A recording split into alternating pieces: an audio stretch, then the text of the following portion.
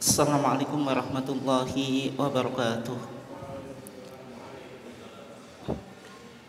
Innal hamdalillah nahmaduhu wa nasta'inuhu wa nastaghfiruh wa na'udzu billahi min shururi anfusina wa min sayyiati a'malina. May yahdihillahu fala mudilla lahu wa may yudlil fala hadiya lahu. Asyhadu an la ilaha illallah wahdahu la syarika lahu wa asyhadu anna Muhammadan abduhu wa rasuluh.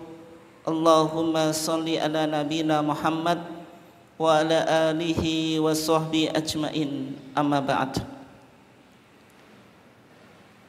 Jamaah ketarjian Rumah Sakit Aisyah Bojonegoro yang dimuliakan Allah, alhamdulillah pada pagi yang cerah ini kita masih diizinkan oleh Allah Subhanahu wa taala untuk tetap bisa muwajahah dan juga istiqomah dalam upaya kita mentradisikan tafaqquh fiddin, mendalami agama melalui kajian ketarjian.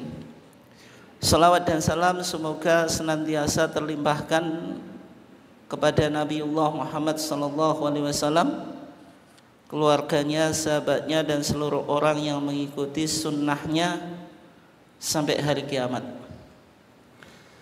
Bapak dan Ibu sekalian yang dimuliakan Allah, untuk topik kajian ketarjian pada pagi hari ini kita insya Allah akan mengkaji tentang tuntunan ibadah yang ada dalam Kitab Thaharah, kitab yang berbicara tentang bersuci, putusan Muktamar Khususi Tarjih ke-24 di Banjarmasin tahun 1935.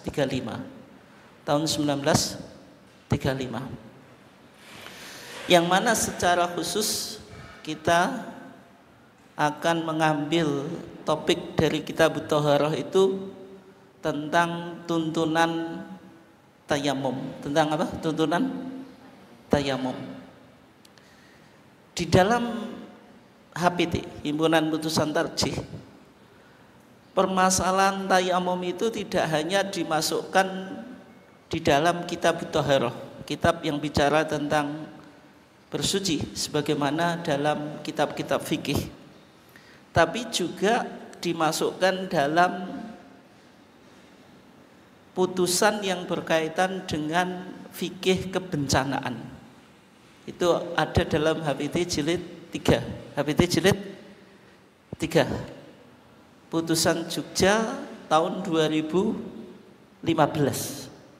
Bicara tentang apa? Fikih kebencanaan.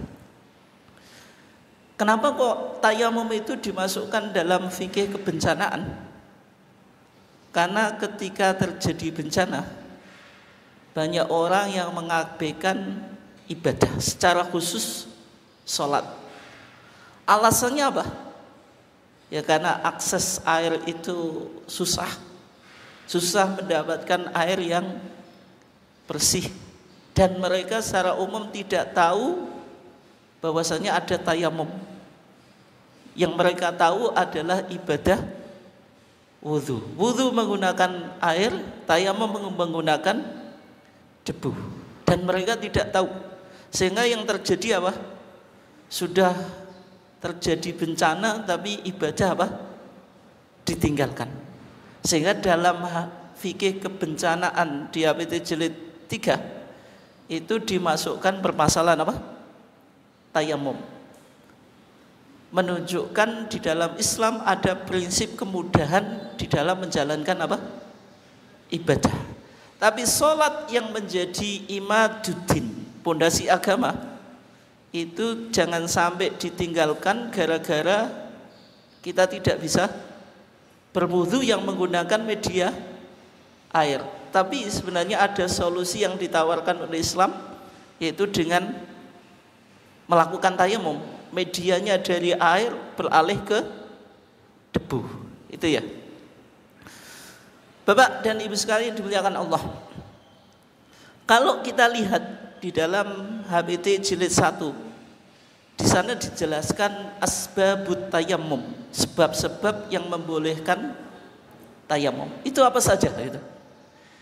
Di HPT kita dikatakan wa idza ta'adzarta min isti'malil ma', apabila engkau tidak mampu menggunakan air. Jadi ini alasan atau sebab yang pertama. Kita tidak mampu menggunakan air. Air itu ada. Tapi masalahnya kita tidak apa? Tidak mampu. Tidak bisa memakai air. Apa sebabnya? Ada dua sebab yang disebutkan di dalam HPT kita. Yang pertama lima rodin, karena sakit.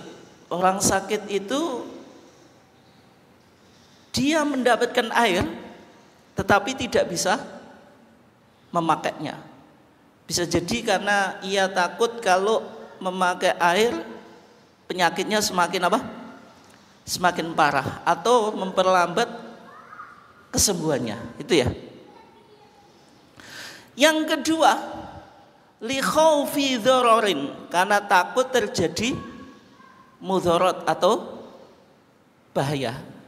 Sebagaimana orang yang hidup di sebuah negara yang di situ ada musim dingin dan musim panas. Pada saat musim panas, pada saat musim dingin terjadi apa? Ketakutan kalau dia wudhu pakai air kemudian menyebabkan apa? Bahaya. Sehingga ketika itu ada air tetapi apa? Tidak memakainya dan beralih kepada apa? Tayamum. Kita sekarang lihat Pak Bu tentang dalil bahwasanya boleh kita tayamum. Yang pertama itu sebab apa tadi? Sakit. Sebab apa? Sakit itu. Kalau kita lihat di dalam hadis yang disebutkan oleh HPT kita, tapi hadis itu bisa kita telusuri di kitab Bulughul Maram. Saya nggak bawa HPT-nya karena cukup besar ya, cukup pakai Bulughul Maram, ada versi sakunya ya. Itu hadis Jabir ibn Abdillah. Hadis Jabir ibn Abdillah menceritakan firajuli alladzi syujja, yaitu tentang cerita sahabat yang melakukan bepergian kemudian kepalanya kena batu, bocor kepalanya. Jadi ada seorang sahabat yang melakukan apa? Bepergian, kepalanya kena apa? Batu, bocor. Kemudian sahabat tersebut itu ihtilam. Ihtilam itu mimpi basah. Kalau mimpi basah berarti apa Pak? Junub. Junub itu mewajibkan apa? Mandi.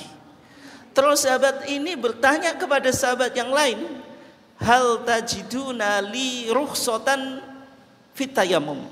Bagaimana pendapatmu? Apakah saya boleh tayamum? Jawaban sahabat yang lain itu la, kamu nggak boleh tayamum. Wa anta taqdiru alal ma, kamu masih bisa memakai air. Sehingga yang ia lakukan itu mandi.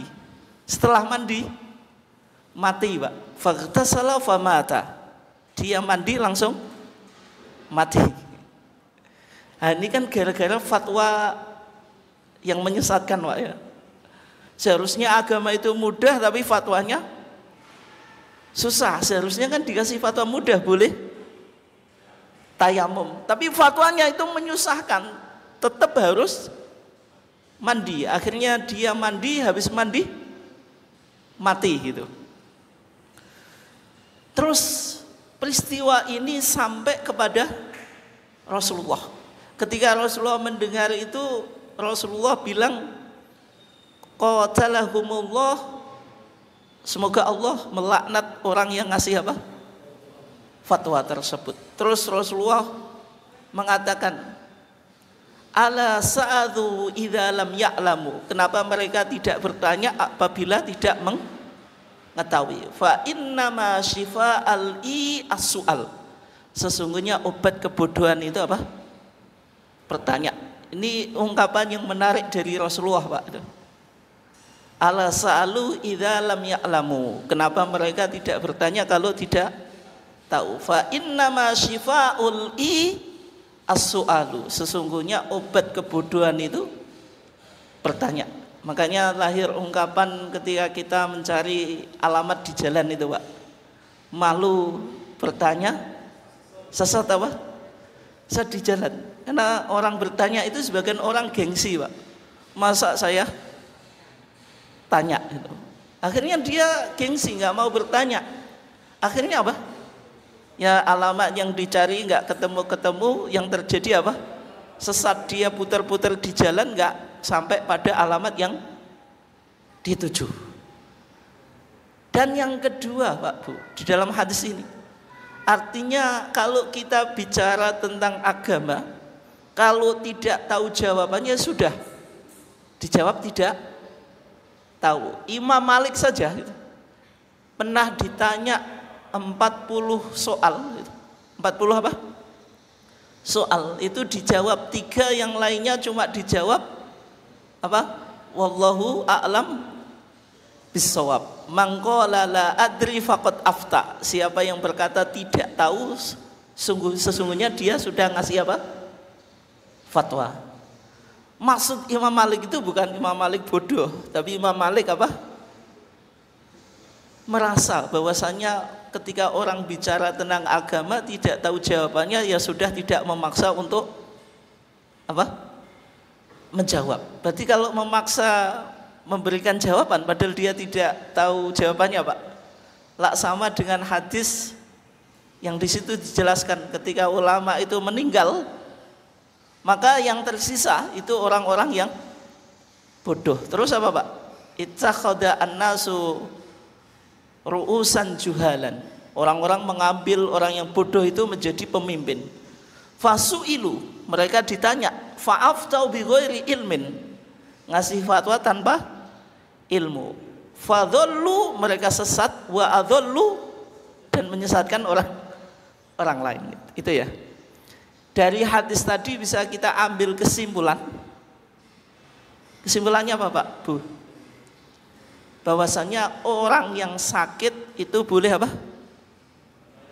Bertayamum. Sahabat tadi kan sakit, kepalanya bocor kena batu. Terus karena sebab fatwa yang menyesatkan, Pak, suruh mandi. Akhirnya apa? Mati. Padahal sebenarnya cukup apa? Cukup tayamum. Yang kedua itu khaufi dzararin. Khaufi dzararin itu takut madharat. Sebagaimana yang dialami oleh Amr ibn As. Yang dialami siapa? Amr ibn As. Amr ibn As itu pernah diutus oleh Nabi di peperangan yang disebut Ghazwati Dzatis Salasil. Perang Dzatus Salasil, Pak. Terus Amr ibn As itu junub atau ikhtilam tadi. Ikhtilam itu apa? Mimpi basah. Pada saat itu fi lailatin baridatin syadidatil bardi, di malam yang cukup apa? Dingin. Kata Amr ibn As, ini kalau saya mandi saya potensi apa? Catuan, Pak, enggak sekedar catuan, itu bisa berbahaya, mengancam nyawanya atau keselamatannya itu. Karena cuacanya cukup apa? Dingin. Yang dilakukan oleh Amr ibn As itu tayamum.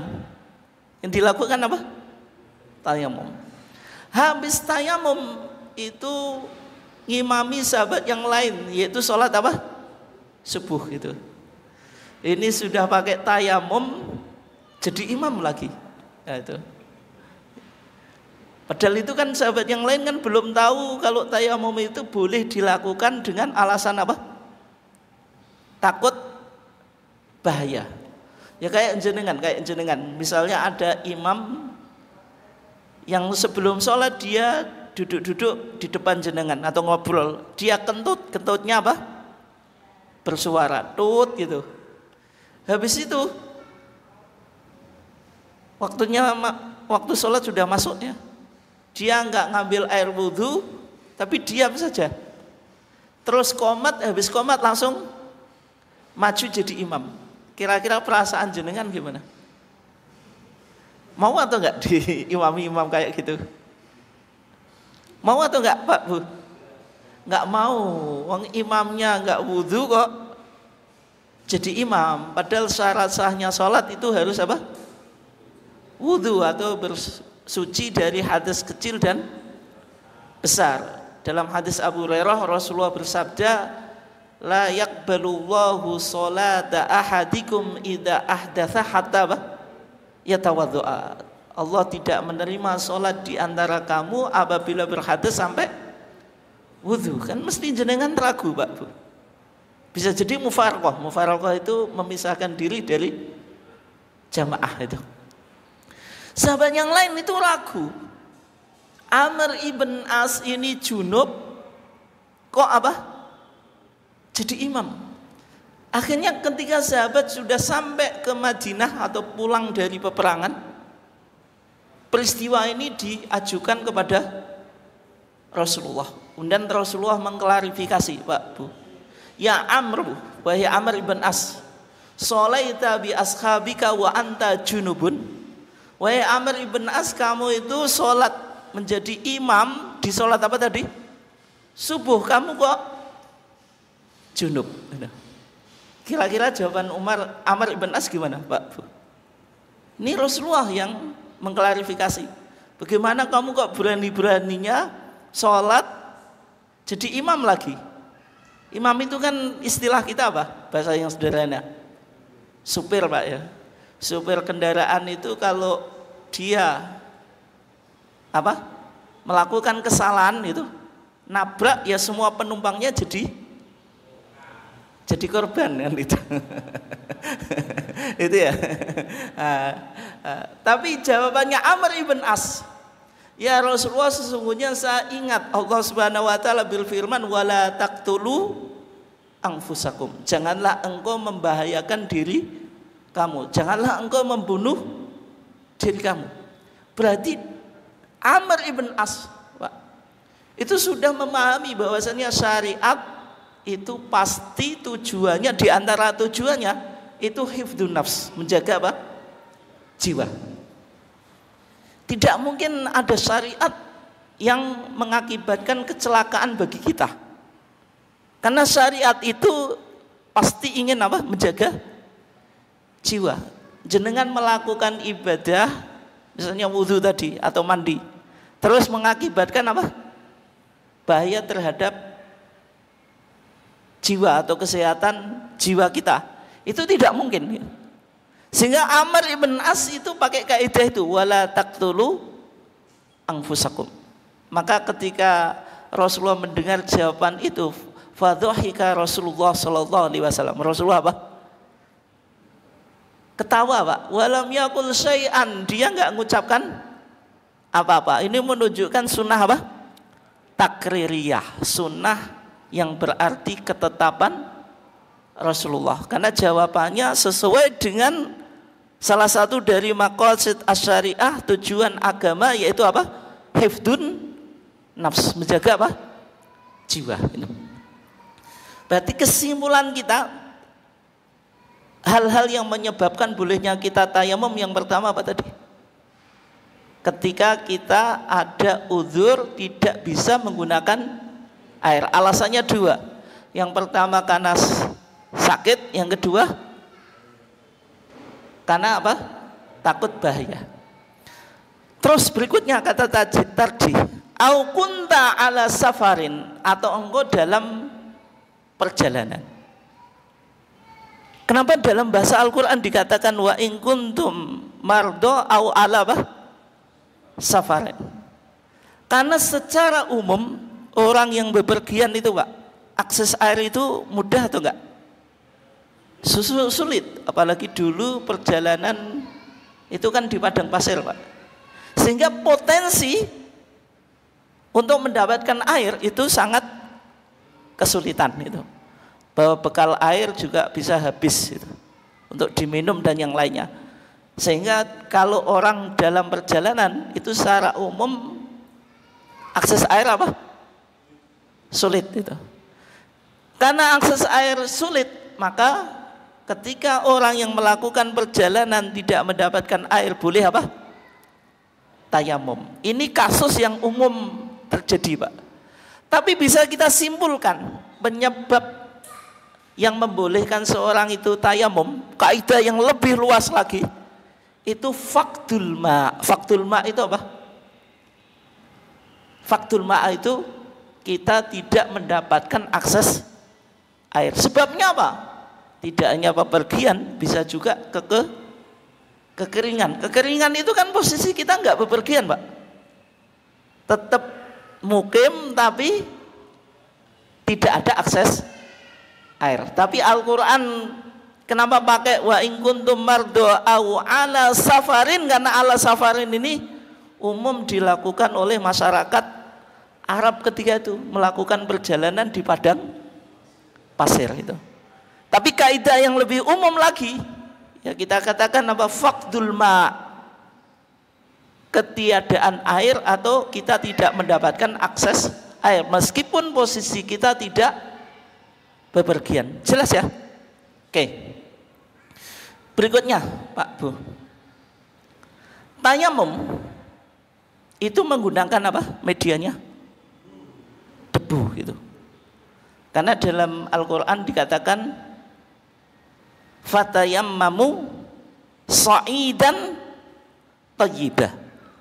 Sa'id itu debu. Tapi debu yang apa? Yang bagaimana? Kriteria debu yang bisa dipakai untuk tayamum itu khilaf di kalangan para ulama. Kalau mazhab Syafi'i itu kriterianya agak ketat, Pak. Debu yaitu turab lahu gubar. Turab itu debu yang lahu gubar, yang mabul-mabul itu bahasa kita, sing beleduk. Itu yang boleh dipakai untuk tayamum. Kayak debu yang apa? Saya di rumahnya jenengan yang belum ada tekelnya atau keramiknya, masih apa? Lemah. Nek disapo nih kan modal-modal loh. Nah itu debu yang boleh dipakai tayamum. Atau debu yang ada di sawah itu yang boleh dipakai tayamum menurut mazhab apa? Syafi'i. Tapi praktek tayamum jenengan Pak Bu, apakah kriteria debunya kayak itu sekarang? Enggak atau? Biasanya jenengan tayamum ketika Bapak bepergian. Bepergian itu pakai bis, pesawat atau kereta. Itu biasanya jenengan tayamumnya di mana? Di dindingnya. Oke. Yang kedua, kasus orang sakit. Nah, ini kalau jenengan punya pasien itu kalau tayamum jenengan sediakan debu bawa ember gitu ya, yang mabul-mabul, atau suruh jenengan suruh tayamum di bed itu atau di dinding lah, disediakan dua. Serius ini Pak. Berarti kalau jenengan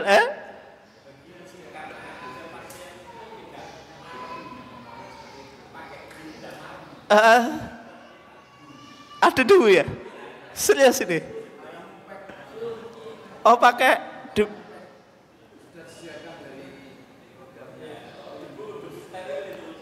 Oh gitu, saya belum tahu ini. Ini informasi baru ini. Enggak, itu sudah lama atau baru ini? Sudah lama ya? Secara umum pasien itu minta apa Pak? Tayamum pet namanya. Itu atau cukup dengan dinding Pak? Atau di bednya itu? Enggak, secara umum. Pakai dinding ya itu. Oke. Kenapa kok mereka minta tayamum pet tadi Pak? Itu alasannya apa?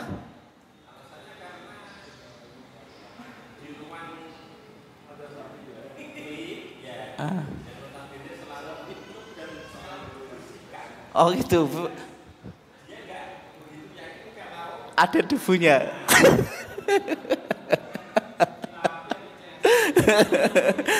Ya, dilap-lap kok kayak anak debu nih Pak, katanya ada debu. Itu ya, nah itu. Ini penting, ini informasi yang baru saya dengar ya. Kenapa kok minta tayamum pet tadi Pak? Itu karena mereka berpandangan sebagaimana pendapatnya mazhab Syafi'i. Sebagaimana pendapatnya mazhab Syafi'i. Karena dalam pandangan mazhab Syafi'i, tayamum itu harus pakai debu yang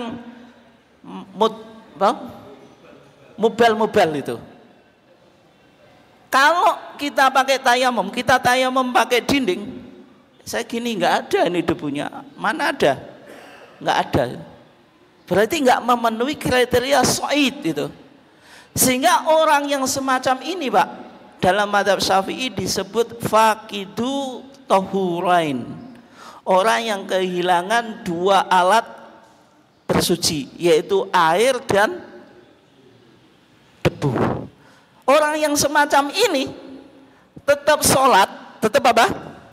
Sholat, tapi sholatnya itu hanya lihurmatil waktu, untuk menghormati waktu. Maksudnya sebagai orang muslim, waktu sholat itu datang, tetap kan kita sholat, tapi masalahnya kita nggak bisa bersuci. Kalau dia sudah kondisi normal, maka wajib mengqadai. Wajib apa? Mengqadai. Berat Pak, berat gitu. Berarti kalau jenengan bepergian, ini mazhab Syafi'i ya, di bis itu tetap sholat gitu. Atau di kereta tetap sholat, tapi masalahnya debunya belum memenuhi kriteria. Jenengan tetap sholat dengan apa? Tayamum melalui dinding kereta atau bis gitu. Ataupun kalau orang sakit ya tadi pakai bed atau pakai apa? Pakai dinding, kecuali kalau di sini sudah ada tadi, saya baru dengar itu tayamum pet itu nggak ada masalah ya. Kalau misalnya tidak, berarti kalau dia sudah kembali ke rumah, sudah tidak bepergian atau sudah sembuh, wajib apa Pak? Mengqadai. Padahal kalau orang bepergian itu, cuma sehari 2 hari Pak. Tapi masalahnya kalau orang sakit, itu bisa 1 minggu, 2 minggu. Coba suruh ngodoi, berat atau enggak? Berat itu, berat. Sing ngodoi Pak ya ini Pak. Kalau kodok sholat kan enggak ada, yang ada kodok puasa itu. Itu ya.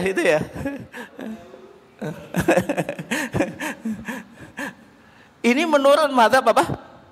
Syafi'i. Tapi kalau menurut mazhab Maliki dan Hanafi Pak, yang disebut sha'id itu al-ardu au ma'ala wajhil ardi. Bisa tanah atau sesuatu yang ada di atas tanah. Tidak harus berupa apa? Tanah atau yang tadi debu yang mabul. Terus pokoknya sesuatu yang ada di atas permukaan tanah. Kesimpulan ini Pak didukung oleh hadis Nabi, wa ju'ilat liyal ardu masjidan wa tahura. Ini Pak menarik nih. Wa ju'ilat kata Nabi, dan dijadikan li untukku al ardu bumi masjidan tempat sujud. Berarti nek jenengan terlalu literal Pak, namanya sholat harus di masjid Pak, di bumi. Berarti jenengan sholat di sini di bumi atau enggak ini? Tanah atau enggak? Ini loh, ini loh, tanah atau enggak? Tidak. Berarti jenengan sholatnya harus pakai tanah itu. Kenapa? Waju ilat lial ardu. Al ardu itu kan bumi. Ini bumi Pak, tanah ini. Tidak, ini keramik, batu, tekel, itu masuk tanah atau enggak? Tidak. Tidak, tapi maksudnya al-ardu itu bukan hanya tanah, tapi sesuatu yang ada di atas tanah meskipun berupa batu. Bisa dipahami atau enggak? Sehingga tayamum tidak harus debu yang mabul-mabul, tapi sesuatu yang ada di permukaan bumi termasuk dinding. Karena di dalam hadis Sahihain, Pak, Sahih Bukhari dan Muslim, Nabi itu pernah bertayamum alal jidar, di atas dengan pakai apa? Dinding. Menunjukkan kalau debu itu kriterianya tidak harus apa? Debu yang mabul. Tapi kalau jenengan yang punya program tadi, Pak, tayamum pet ya, tetap apa? Tetap jalan. Kenapa? Kalau kita bisa mendapatkan akses debu, pakai debu karena nggak ada khilaf. Tapi kalau tidak, ya pakai dinding. Dan yakinlah bahwasanya agama itu apa? Mudah, Pak, mudah. Nanti kalau dipaksa semacam itu kan kita selalu kodok sholat, Pak. Berat atau enggak? Padahal saya sudah sholat, tapi kok hanya menghormati waktu, setelah itu wajib kodok. Repot atau enggak? Pak Bu? Repot. Ya kalau bepergian sehari 2 hari, tapi kalau orang sakit 1 minggu 2 minggu, ngodokinya kan tinggal dikali gitu. Kan repot juga gitu. Jelas ya? Oke. Bapak dan Ibu sekalian dimuliakan Allah. Waktunya masih berapa? Berapa menit? Sampai jam 11. Sepakat ini?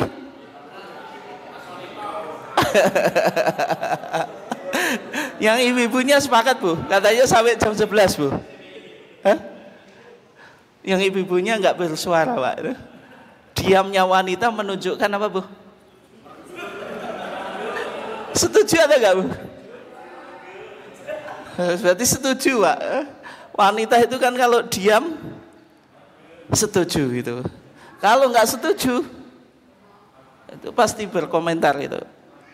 Berarti sepakat, Bu, ya? Kok malah ketawa? Kenapa? Ketawanya menunjukkan setuju juga gitu.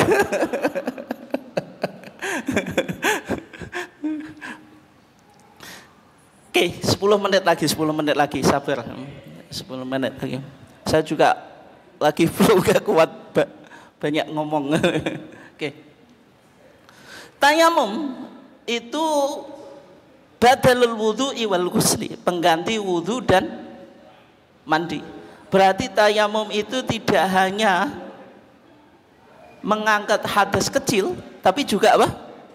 Mengangkat hadas besar gitu. Ini ya. Dalilnya apa? Yang dilakukan oleh Amr ibn As dan juga sahabat yang tadi melakukan perjalanan kemudian kepalanya kena batu. Dua-duanya itu junub, berarti menunjukkan tayamum itu juga mengangkat hadas besar, tidak hanya hadas apa? Kecil gitu. Terus Bapak dan Ibu sekalian dimuliakan Allah.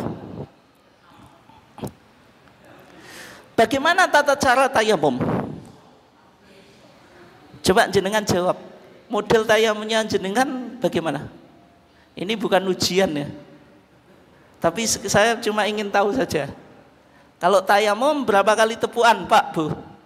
Bapaknya ya sekali atau 2 kali? Sekali. Ibunya? 1. Berarti dua-duanya sepakat, Pak. Jenengan pilih 1 atau pilih 2, Pak? Pilih 1. Jenengan pilih 1 atau pilih 2?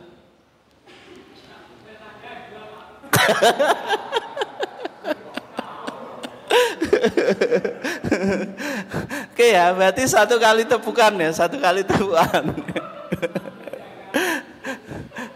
Terus yang kedua. 1 kali tepukan itu untuk apa? Untuk apa, Pak? Untuk wajah dan dan tangan. Terus tangan itu sampai mana? Sampai pergelangan atau sampai siku? Pergelangan itu ya. Nah, tapi sebelumnya Pak Bu, dalam mazhab Syafi'i ini qaul jadidnya mazhab apa? Syafi'i. Pendapat yang baru dalam mazhab apa? Syafi'i. Imam Syafi'i itu berpendapat bahwasanya tayamum itu 2 kali tepukan, tidak sekali apa? Tepukan. Imam Syafi'i milih 2 Pak, tidak milih 1. Jenengan milih 1, tadi katanya 2. Imam Syafi'i itu milih 2 tepukan. Pendapat ini didasarkan pada kias wudhu Pak. Kalau wudhu itu kan Al-Quran bilang wa aydiyakum ilal marofik. Ketika kita berwudhu itu tangannya sampai siku. Lah tayamum itu badalul wudhu, pengganti wudhu. Berarti kalau badal lahu hukmul mubdal minhu. Badal itu kan mengganti sesuatu yang dibadali. Kayak jenengan disuruh badal bancaan itu. Kok bancaan itu kan temanya makan. Syukuran ya. Karena badal bancaan ya berarti apa Pak? Suruh badali sesuai orang yang diminta dibadali gitu. Maksudnya sesuai yang dibadali. Badal bacaan ya bacaan Pak itu. Enggak boleh lebih dari itu. Berkatnya 1 ya cukup 1, enggak boleh 2 itu. Itu ya. Kembali ke tadi ya. Berarti kalau tayamum itu pengganti wudhu, kalau wudhu sampai siku, ya berarti tayamum sampai siku. Yang kedua Pak, alasannya pakai hadis Abdullah ibn Umar. Nanti jenengan cek di Bulughul Maram. Rasulullah bersabda, at-tayammumu dzarbatan. Tayamum itu 2 kali tepukan. Dzarbatun lil wajhi, 1 tepukan untuk wajah. Wa dzarbatun lil yadaini ilal mirfaqain, dan 1 tepukan untuk kedua tangan sampai kedua apa? Siku.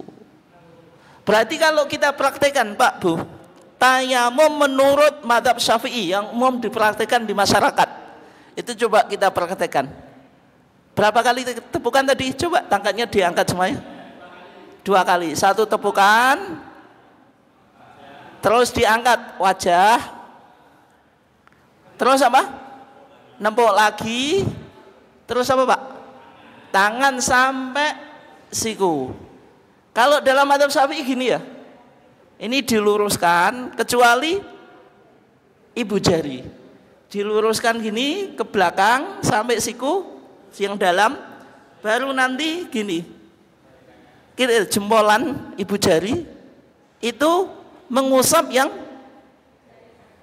ini loh, yang punggungnya kan gini toh. Ini tidak ditempelkan, tapi cukup apa? Di apa Pak? Dikliwatno, basa Jawa. Dikliwatno terus apa? Diusapkan nanti kalau sudah dikembalikan. Gini ya. Ini menurut mazhab Syafi'i. Terus sekarang Pak, dalam pandangan tarjih bagaimana?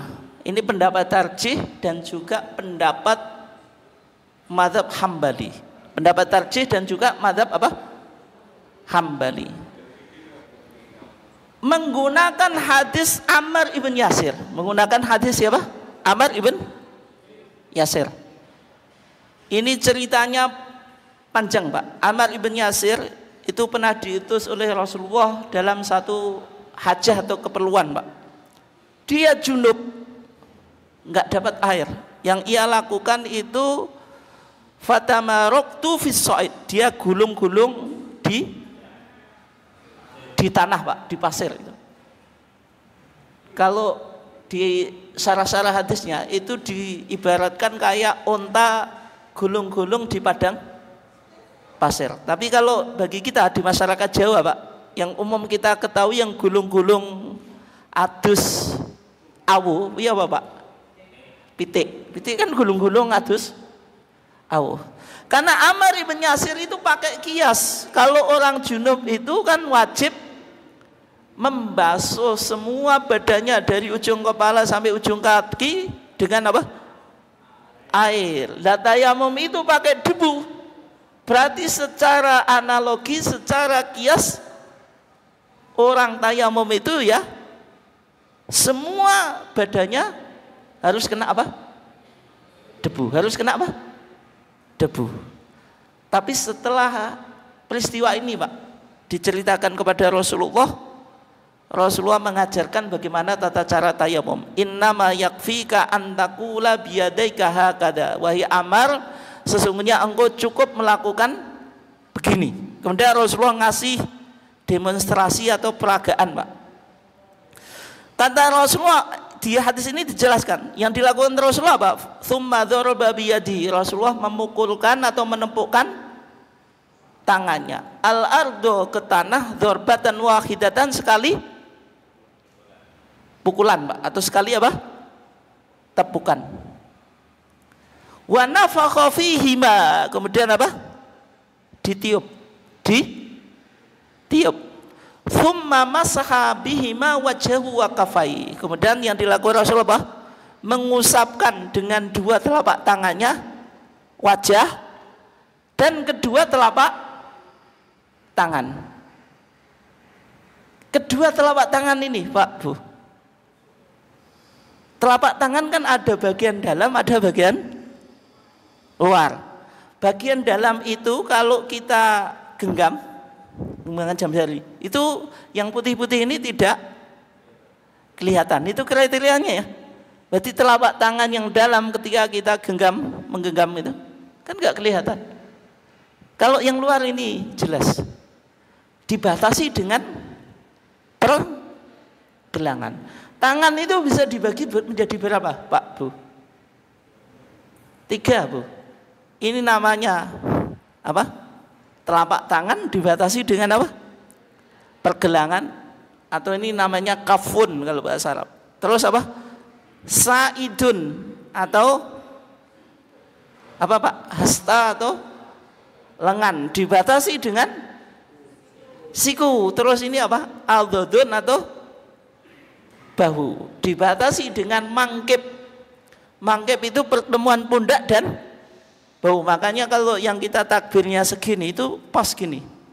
Kalau jenengan gini itu berarti enggak sejajar dengan mangkep, atau Allahu Akbar gini. Kan ada kan Allahu Akbar gini. Itu enggak pas dengan mangkep itu. Mangkep itu sini. Berarti kan ya sini gitu. Kalau sini ya enggak, Allahu Akbar gini ya enggak gitu. Jelas ya? Pertanyaannya, ketika kita tayamum, telapak tangan yang dalam atau yang luar? Dalam atau yang luar Pak? Coba kita praktekkan bagaimana mengusap tangan, gimana? Gini terus? Ya, enggak, maksudnya kita dari awal ya. Menurut hadis ya Pak, Ammar ibn Yasir, berarti 1 kali tepukan, terus apa? Ditiup. Nah kalau kita pakai dinding Pak, kan nggak kelihatan debunya, tetap ditiup. Iya, tetap ditiup ya. Terus mengusap apa? Muka, wajah. Terus nggak usah nepuk lagi Bu, cukup sekali. Terus apa? Tangan yang mana? Yang punggung saja, gini. Yang punggung saja, kanan dulu, terus apa? Kiri, gini saja. Nggak usah gini-gini, yang dalam nggak usah. Kenapa? Sudah kena debu ya berarti tidak usah gitu. Jelas atau enggak? Hadis Ammar ibn Yasir ini yang dipakai oleh tarjih. Kenapa? Karena ini riwayat mutafakun alaih, disepakati sama Al-Imam Bukhari dan Imam Muslim. Sedangkan hadis Abdullah ibn Umar tadi yang dipakai oleh mazhab Syafi'i itu, coba Pak, ini apa yang dikatakan oleh Al-Hafidz Ibnu Hajar Al-Asqalani dalam Bulughul Maram ya. Rawahu Daruqutni, riwayat Imam Daruqutni, wa shahaha al-a'immatu waqfahu. Dan para imam hadis mensahihkan hadis ini mauquf. Mauquf itu apa? Tidak sampai pada Rasulullah, berarti berhenti pada sahabat Abdullah ibn Umar. Sehingga dari segi kekuatan hadisnya itu kuat hadis Ammar ibn Yasir yang sampai hanya pergelangan. Menariknya Pak, meskipun mazhab Syafi'i dalam qaul jadid itu bilang tayamum itu sama sampai dengan siku, tapi di qaul qadimnya Imam Syafi'i ketika Imam Syafi'i masih di Baghdad itu berpendapat sampai pergelangan. Imam Nawawi yang mana beliau muharrir al-madhab as-Syafi'i Pak, editornya madhab Syafi'i, justru merojihkan qaul qadimnya yang sampai apa? Pergelangan. Kenapa? Karena dari segi hadisnya, hadis Ammar ibn Yasir lebih kuat daripada hadis Abdullah ibn Umar. Kalau Ammar ibn Yasir itu kan muttafaqun alaih, dikeluarkan oleh Al-Imam Bukhari dan Imam Muslim, sedangkan hadis Abdullah ibn Umar itu diperdebatkan dan Ibnu Hajar Asqalani bilang ini mauquf. Mauquf itu berarti pendapatnya Abdullah ibn Umar tapi tidak sampai Rasulullah, sehingga yang dikuatkan oleh Tarjih dan juga Imam Nawawi itu apa? Sampai pergelangan, sampai pergelangan. Terus sebelum kita tutup ya, ini kaifiyah tayamum menurut Tarjih.